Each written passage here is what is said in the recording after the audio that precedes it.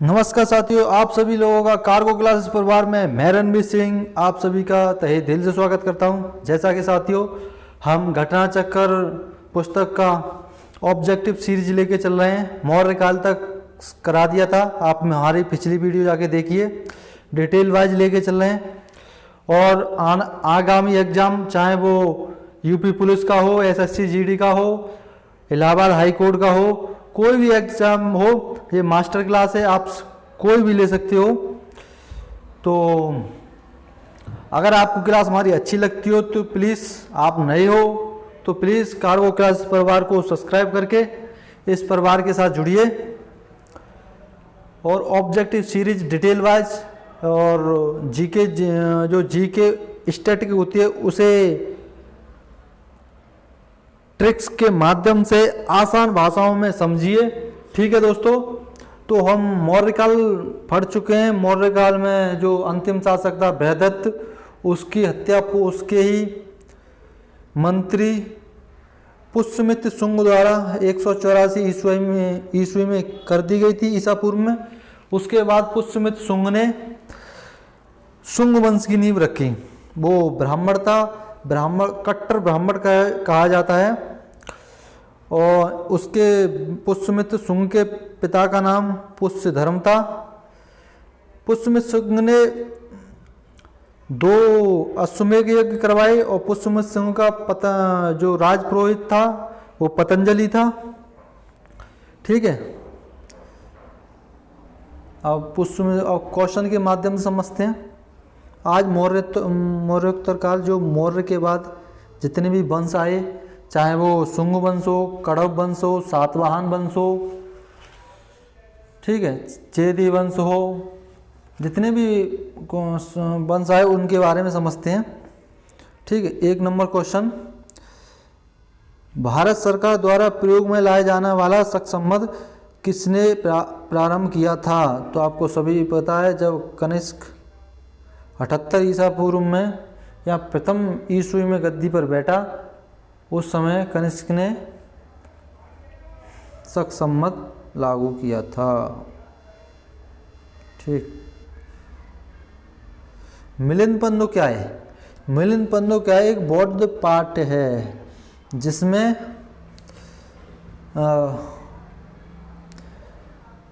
Menander और जिसमें endo-Greek शासक मिनांडर बौद्ध भिक्षुक नागसेन से संवाद, मिनांडर ने नागसेन से सवाल पूछे, उनका जवाब है मिलिंद पंदो में। ठीक है, 3 नंबर क्वेश्चन की तरफ चलेंगे। भारतीयों के लिए महान सिल्क मार्ग किसने आरंभ किया था? महान सिल्क मार्ग के बारे में पूछा है, 3 number question. Option number A ही हो जाएगा उसका, ए। कनिष्क ने,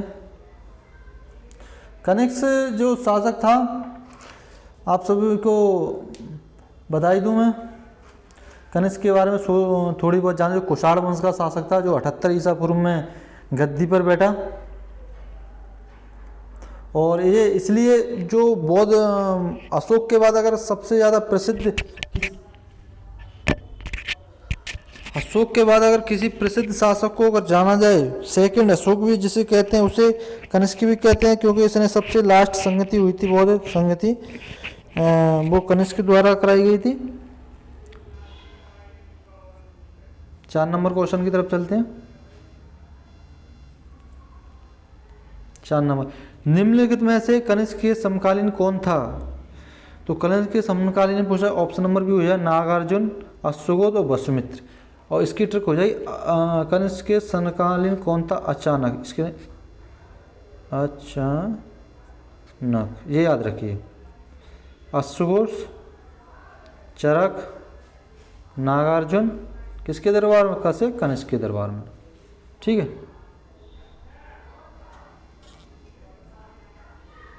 4 नंबर, भारतीय रंगमंच में यवनिया प्रथा का शुभारंभ किसने किया था? जो यूनानी आए, यूनानियों के द्वारा यवनिया प्रथा का, ज्योति कला का विकास हुआ था। और जो सिक्कों पे राजा का नाम, दिनांक, चित्र और कैलेंडर, ये सब यूनानियों के द्वारा लाए गए थे।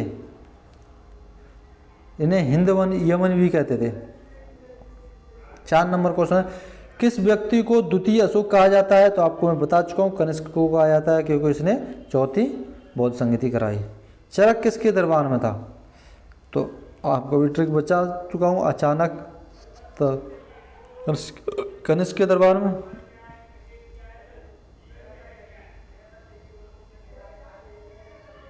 और चरक की पुस्तक क्या है? चरक संहिता। ठीक है। गांधार कला किस काल में विकसित हुई थी? तो कुषाण वंश में गांधार कला विकसित हुई थी। 9 नंबर क्वेश्चन की तरफ, कुषाण वंश में भारतीय और ग्रीक शैली के मिश्रण से विकसित कला विद्यालय को किस नाम से जाना जाता है? ऑप्शन गांधार शैली, गांधार कला। भारतीय और ग्रीक शैली के मिश्रण को गांधार कला कहते हैं। जब 10 नंबर क्वेश्चन, यूनानी रोमन कला को निम्नलिखित में से कहाँ स्थान प्राप्त हुआ है? यूनानी रोमन कला को निम्नलिखित कहाँ स्थान प्राप्त हुआ है? ऑप्शन नंबर बी हो जाएगा गांधार। यूनानी और रोमन दोनों के मिश्रण को क्या गांधार कला, और भारतीय रोमन। कनिष्क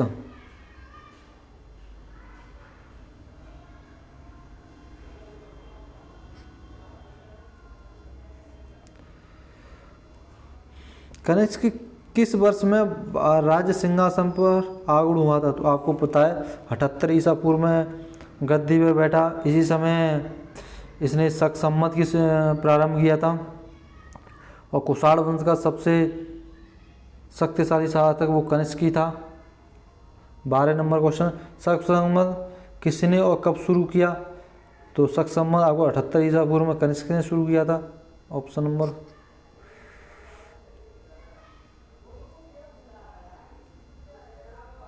कनिष्क द्वारा 78 ईसा पूर्व में। ठीक। 13 नंबर क्वेश्चन, कुषाण काल में सबसे अधिक विकास किस क्षेत्र में हुआ? जो कुषाण काल में सबसे अधिक विकास किस कारण? कला क्षेत्र में। क्योंकि गांधार कला का जो विकास हुआ था वो कुषाण वंश में हुआ था। कुषाण वंश में 2 शैलियाँ, एक मथुरा शैली और गांधार शैली। ठीक। कनिष्क की राजधानी पुरुषवीर थी, जिसे पेशावर भी कहते हैं। वर्तमान समय में पाकिस्तान में। 15 नंबर क्वेश्चन, लेखकों और पुस्तकों के निम्नलिखित जोड़ों में से कौन सा सही नहीं है? मुद्रा राक्षस विशाखादत्त सही है। कौटिल्य विष्णुगुप्त, अर्थशास्त्र से मेगास्थनीज सही है। नागार्जुन ये गलत है। नागार्जुन द्वारा जो पुस्तक दी है ये गलत है। नागार्जुन ने क्या लिखा था? तो नागार्जुन माध्यमिक सूत्र, शून्यवाद का सिद्धांत और सापेक्षवाद का सिद्धांत। भारत का आइंस्टीन भी नागार्जुन को कहते हैं। ठीक, समझ आएगा? आगे चलते हैं। ध्रुव स्वामी किसने लिखा है? तो कालिदास ने।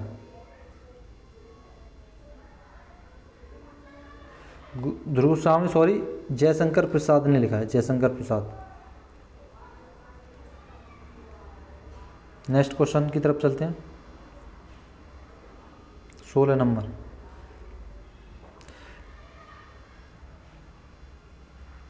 निम्नलिखित साहित्यिक कृतियों का उनके लेखकों के साथ मिलान करिए।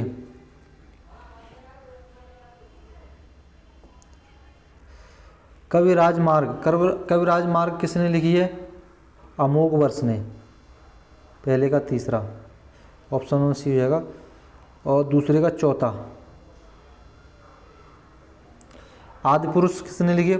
पुराण जिनसेन ने। और गणित सारा समग्र किसने लिखी है? महावीराचार्य ने। गणित सारा समग्र। और अमोघ विरीथि किसने लिखी है? सकटायन ने। ठीक।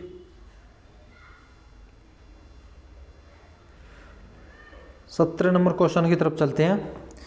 किस संग्रहालय में कुषाण की मूर्तियों का संग्रह अधिक मात्रा में है? मथुरा में। अगर साथियों अगर आप क्लास में नए हो तो प्लीज़ क्लास को सब्सक्राइब करके कारको क्लासेस प्रवास से जुड़िए। आपको अगर क्लास में कोई भी प्रॉब्लम लग रही हो तो प्लीज़ कमेंट में बताइए। आने वाली वीडियो में, अगली वीडियो में उसमें सुधार किया जाएगा और कमेंट में अपना नाम भी जरूर डाल दीजिएगा, ठीक।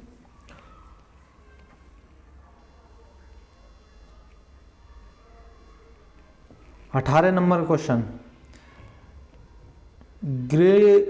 ग्रेगोरियन कैलेंडर के अनुसार वर्ष, जो ग्रेगोरियन कैलेंडर होता है, जो अंग्रेजी कैलेंडर उसे ग्रेगोरियन कैलेंडर कहते हैं, अनुसार वर्ष के कितने महीनों के नाम रोम के सम्राट के नामों पर रखे हैं?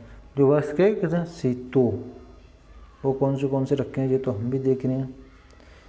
जुलाई को जूलियस सीजर के नाम पर, और अगस्टम के नाम पर, अगस्टस के नाम, जूलियस सीजर के नाम पे, अगस्त के नाम पे। 19 नंबर क्वेश्चन की तरफ चलते हैं।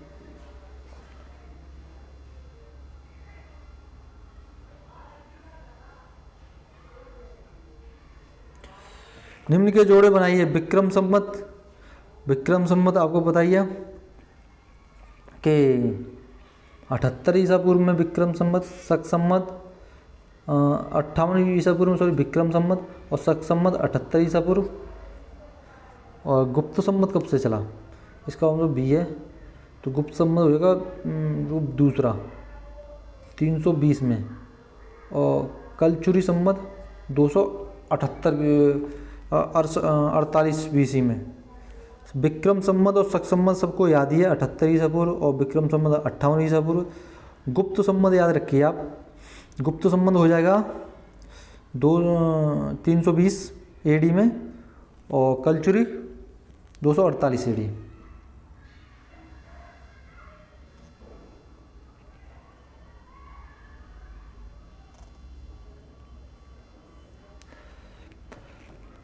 बीस नंबर क्वेश्चन। निम्नलिखित में से वह महानतम कुषाण नेता कौन था जो बौद्ध बन गया था? कनिष्क बन के बौद्ध धर्म जिसने बनाया वो कनिष्क ने बनाया। चौथी बौद्ध संगति भी करवाई थी इसने, कनिष्क ने, प्रथम ईस्वी में। ईसा पूर्व द्वितीय सती में कागज बनाने की कला को किसने खोजा? कागज बनाने की कला चीनियों ने, चीनी द्वारा कागज बनाने की कला। पुरुष निम्नलिखित में थे किसका दूसरा नाम है? आपको बताई दिया मैंने, पेशावर, जो वर्तमान में पाकिस्तान में कुषाण वंश की राजधानी रहा है। 23 नंबर क्वेश्चन। कुषाण काल के दौरान मूर्तिकला की गांधार शैली निम्नलिखित में से किसका मिश्रण है? भारत और ग्रीक शैली का जो गांधार कला है, भारत और यूनान की शैली का मिश्रण है।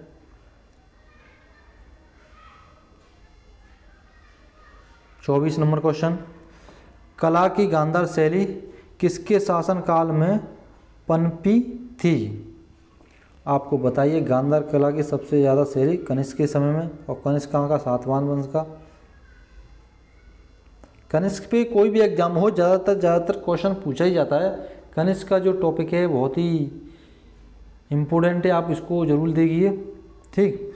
भारतीय यूनानी कला के अभिलक्षणों को समन्वित करने वाली कला शैली का नाम क्या है? अभी होता है भारत और गांधार शैली, भारत और यूनानियों का मिश्रण, गांधार शैली। 26 नंबर क्वेश्चन। भारत का राष्ट्रीय पंचांग किस काल पर आधारित है? शक संवत पे आपको बताया 78 ईसा पूर्व, 78 ईस्वी, 78 ईसा पूर्व या फिर 1 ईस्वी।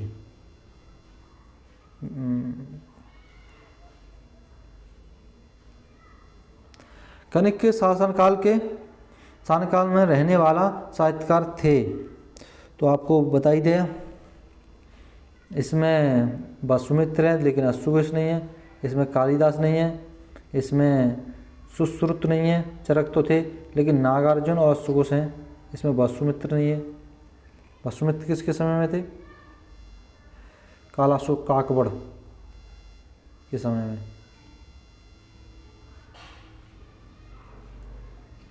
28 नंबर क्वेश्चन, सातवाहन ने पहले स्थानीय अधिकारियों के रूप में काम किया था। सातवाहन ने किन के अधिकारियों के रूप में काम किया? मौर्यों के अधीन काम किया था। मौर्यों के अधीन काम करते थे सातवाहन।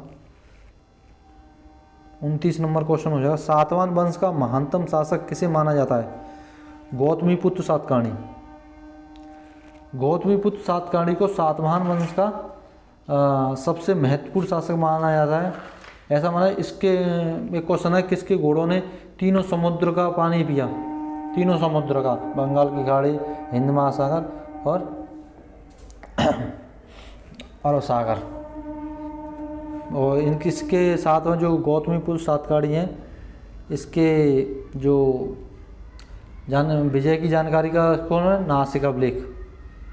और इसने शक शासक नेपाल को भी हराया। ठीक, और कुछ और इसमें कौन सा रह गया वो? और सातवाहन वंश की स्थापना किसने की थी? सुमुख ने। प्रथम शासक कौन था? सातकर्णी प्रथम।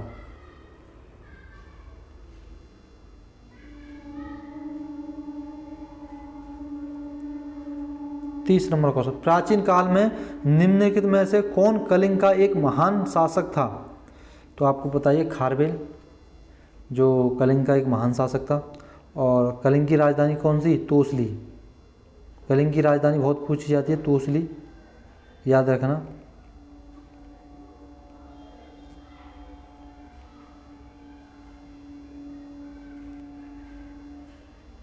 राजा खारवेल किसके छेदी वंश के महानतम शासक थे?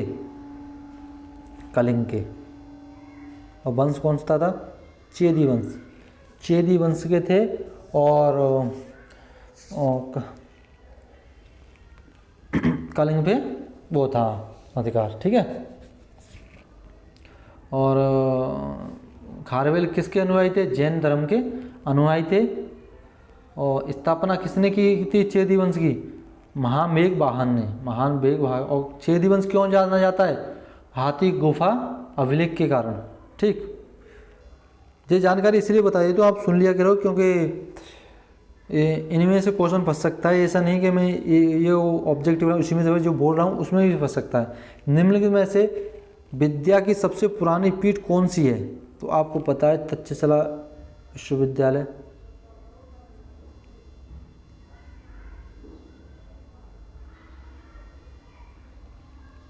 तीन नंबर क्वेश्चन, किस वंश के शासक ने ब्राह्मणों ने ब्राह्मणों और बौद्ध भिक्षुओं को कर्मयुक्त ग्राम देने की प्रथा आरंभ की थी? कर्मयुक्त ग्राम मतलब भूमि दान, ब्राह्मणों को भूमि दान देने की प्रथा जो चालू की थी वो सातवाहनों ने चालू की थी। 34 नंबर क्वेश्चन, भारत में प्रथम स्वर्ण मुद्रा किसने चलवाई? तो आपको पता ही है, सबसे पहले जो स्वर्ण मुद्रा का सिरे जाता है वो किस ऑप्शन नंबर वो ये हो जाएगा, कुषाण द्वारा। और सबसे ज़्यादा सोने के सिक्के किसने चलवाए? सातवाहनों ने। ठीक है। 35 नंबर क्वेश्चन,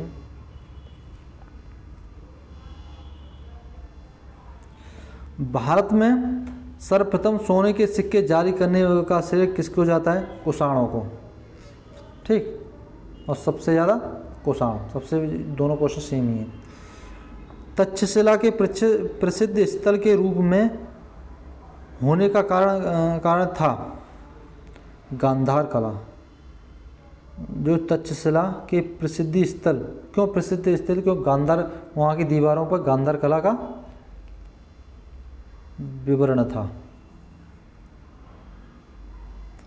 37 नंबर क्वेश्चन की तरफ चलते हैं। भारत में वर्ण व्यवस्था किस लिए बनाई गई थी? व्यवसायिक श्रम विभाजन। श्रम विभाजन मतलब इसलिए वर्ण व्यवस्था बनाई गई थी क्योंकि व्यक्ति अपने अपने काम को बांट सके, अपने अपने कामों को जान सके कि ये व्यक्ति है, ये काम कर सकता है, अगर किसी में ताकत है तो वो सेना में भर्ती होकर छत्री बन सकता है, अगर कोई पढ़ने में होशियार है तो ब्राह्मण बन सकता है। तो वो काम के आधार पे बांटी गई थी, ठीक है। और उत्तर वैदिक काल में ये आके ख़त्म हो गई थी। ठीक है साथियों, यहीं तक क्लास समाप्त होती है। अगर क्लास अच्छी लगी हो तो प्लीज़ चैनल को सब्सक्राइब करके कार्गो क्लास परिवार से जुड़िए और कमेंट में जय हिंद जरूर लिख दिया करिए दोस्तों। आगे गुप्त काल के बारे में जानते हैं। ये ऑब्जेक्टिव इतने इम्पोर्टेंट है, मैं आपको बता नहीं सकता। मैं ऑब्जेक्टिव सीरीज लगा के 1-2 एग्ज़ाम निकाल चुका हूँ। ये बात नहीं कि केवल एक एग्ज़ाम निकाल के मैं लग गया हूँ, मैं 2-4 एग्ज़ाम निकाले हैं। हालांकि मैं रेस में ज़रूर फेल हो जाता था, लेकिन मैं एग्ज़ाम बहुत सारे निकाले हैं। आप प्लीज़ क्लास अच्छी लगी हो तो चैनल को सब्सक्राइब करके आप इस परिवार के साथ जुड़िए और अधिक से अधिक जानकारी जुड़िए। ये तो ऑब्जेक्टिव सीरीज चला रहा हूँ, लेकिन इसके बाद मैं जो अपने हाथों से लिखे हुए नोट्स हैं उनकी एक सीरीज चलाऊंगा, मैराथन डालूंगा। अगर उसमें से अगर एक भी क्वेश्चन छूट जाए किसी भी पेपर में, कोई भी पेपर हो, अगर उस मेरे नोटबुक में से एक भी क्वेश्चन छूट जाए तो मैं अपना नंबर वहाँ पे पेपर और अपना नंबर वहाँ पे छोड़िए कमेंट में, मैं आपके पास 100% कॉल करूँगा और मैं आपको बताऊँगा कि यहाँ से 4 क्वेश्चन आए मेरे नोट से, हिस्ट्री से, पॉलिटी से 10 क्वेश्चन फंसे या कितने भी क्वेश्चन पड़े, मेरे नोट्स में से एक भी क्वेश्चन बाहर नहीं जा सकता। वो मेरे हाथ के नोट्स बने हुए हैं। जो अगली बार सीरीज डालूंगा ना, ये पुस्तक खत्म होने के बाद, तो मैं उसी की डालूंगा, ठीक है। तो इसी के साथ विदा लेते हैं क्लास में रहने के लिए। जय हिंद साथियों, धन्यवाद, जय हिंद।